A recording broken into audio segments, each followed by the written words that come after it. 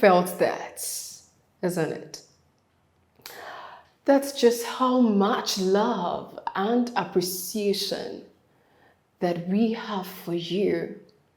Thank you so much that when we came your way, you accepted us, supported us, and joined us to form a family. Welcome to Reflo'S TV. My name is Reflo'S Womanist.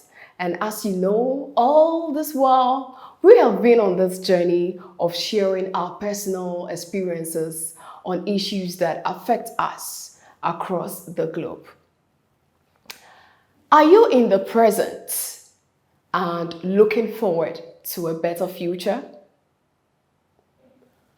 Why then hold on to the past? Today also being the last time of our encounter for the year, I felt that it was very important for us to have a personal talk, just as I promised you that I will be sharing my personal experiences with you. And so it's very important that we discuss the topic of letting go of the past. Indeed, I have gotten to a stage in life that I have come to understand that pain, past, hurts, betrayals, disappointments, unsatisfactions, and whatever be are part of life. So we can actually not do much about it when it comes to not wanting to associate or wanting to experience it. That is life. And as far as you are a human being, African woman, like myself, we cannot escape these experiences. What are some of the things that actually make us hold on to, past so much? Betrayals from friends and loved ones that we never, ever, perceived. Sometimes even attending to works that we feel non-valued and all of that. There is no satisfaction in the work. Sometimes we get disappointed because we have expectations about how life should go and how people should treat us. But unfortunately, things turn upside down. And what are some of the effects of this act of not letting go of our past on us? It makes us very bitter. We become bitter people. And you know that African women, we have the hearts that is so big and so warm and is filled with love. However, because of our past pains, we end up becoming bitter people, which is not us. It leads to retrogression. Instead of us moving forward, we end up being stuck at one place and marking time at the same thing where we are supposed to make progress with our projects, with our lives, with our relationship, and whatsoever be. People get betrayed, with marriages, they get failed with whatsoever. But it does not mean that you should just keep stuck at the same place. Sometimes people also devalue us and, we are expecting them to be our cheerleaders and all of that. But at the end of the day, they hurt us so badly. And sometimes the cut is so deep that it goes within our heart. And we feel that we cannot actually let this thing go. And then we begin to breed unforgiveness. When we don't forgive each other, it leads to conflict. And you know very much that a society that is with so much conflict, there is no peace, there is no development, there is no forward going. We cannot make it. All you see is hatred and chaos. Is that what we want? No. I would like to share a personal story, just a brief of it. African woman, you see, I am so passionate about us because I have not really done quite a lot of the journey of life, but I believe in my 3 decades of living this life. My foundation was actually not anything rosy. I came from a background of tears and pain. The people that I did valued the most, the ones that are closer, that I called family, they neglected me. They rejected me.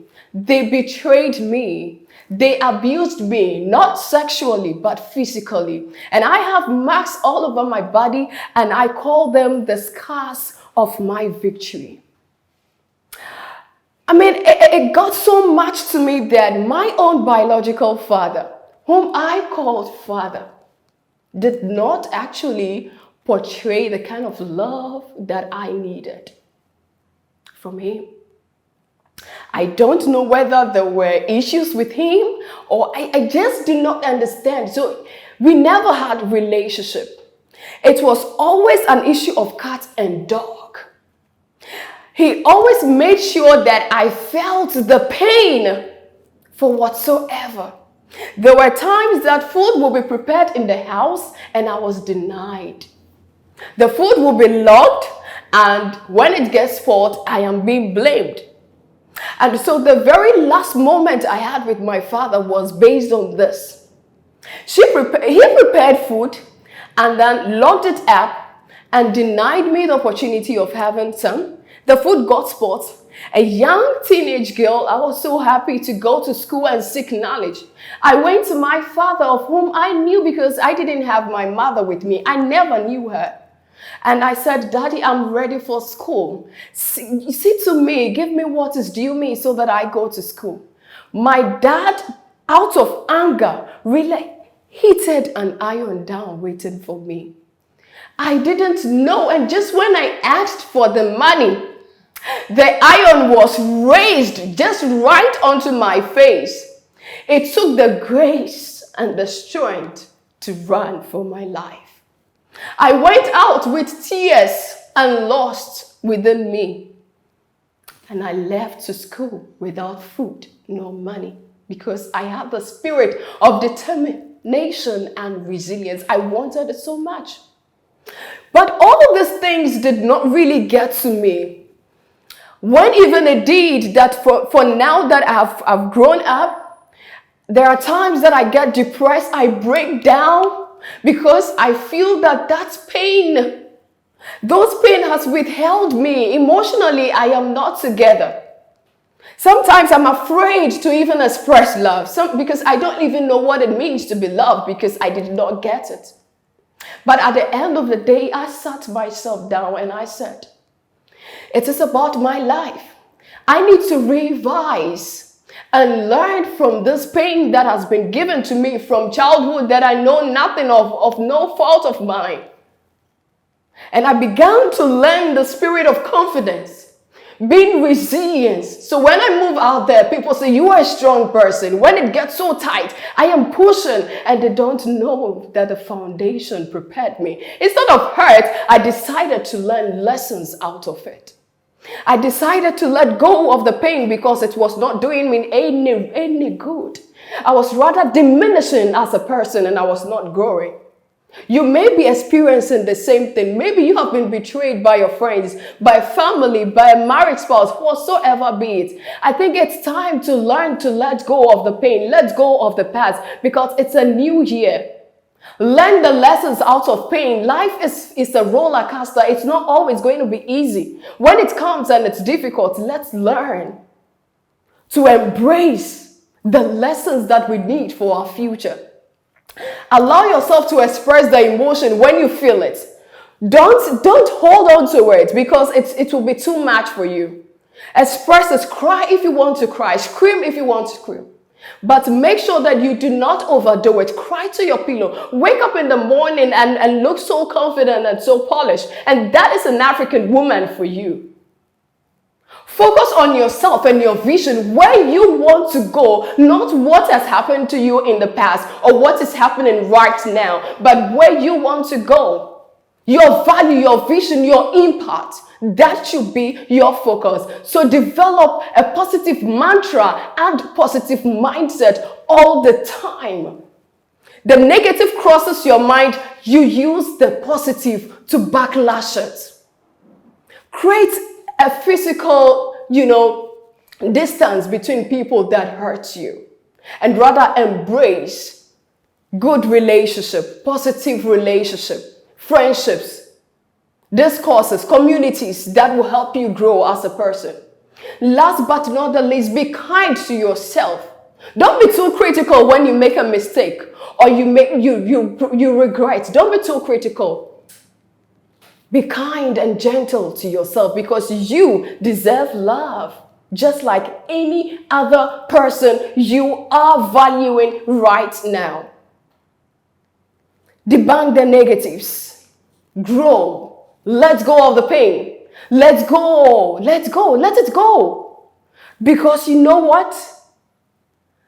The pain you have, it's like holding on to fire and expecting that the person beside you experience that pain. Reflo'S Womanist, being our last encounter for the year, I'm encouraging you to let go and let's grow. It's all about the Ubuntu movement. Thank you so much for joining us this year. We love you and we will continue to love you. Remember, this video was brought to you by Reflo'S Sanitary Pads. Your well-being is our #1 priority because you, Queen, you deserve the best. Ubuntu! I am because we are.